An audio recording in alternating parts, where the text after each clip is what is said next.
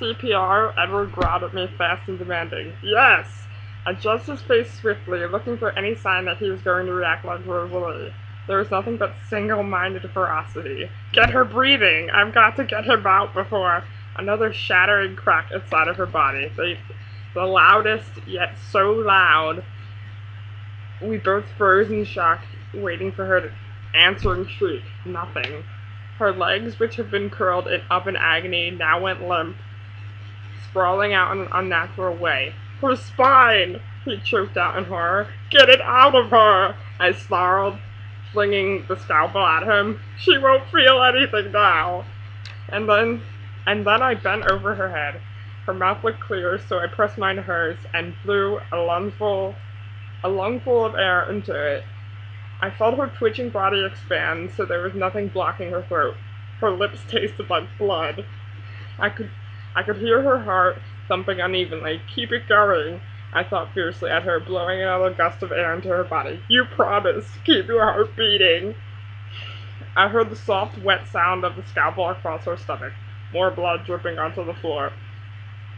The next sound jolted through me, unexpected, terrifying, like metal being shredded apart. The sound brought back the fight in the clearing so many months ago.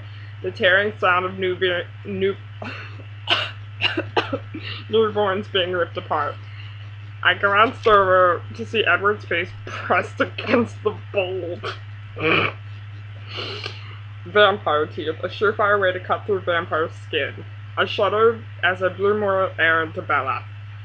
She coughed back at me, her eyes blinking, rolling blindly. You stay with me now, Bella!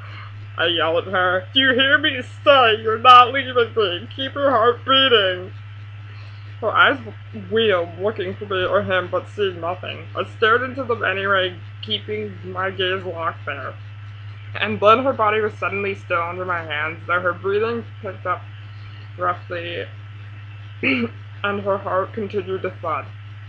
I realized the stillness meant that it was over. The internal beating was over. It must be out of her. It was. Edward whispered, So Bella had been wrong. It wasn't the boy she had imagined. No big surprise there. What hadn't she been wrong about? I didn't look away from her red-spotted eyes, but I felt her hands lift weaker. Let me, she croaked in a broken whisper. Give her to me. I guess I should have known that he would always give her what she wanted, no matter how stupid her request might be. But I didn't dream he would listen to her now, so I didn't think to stop him.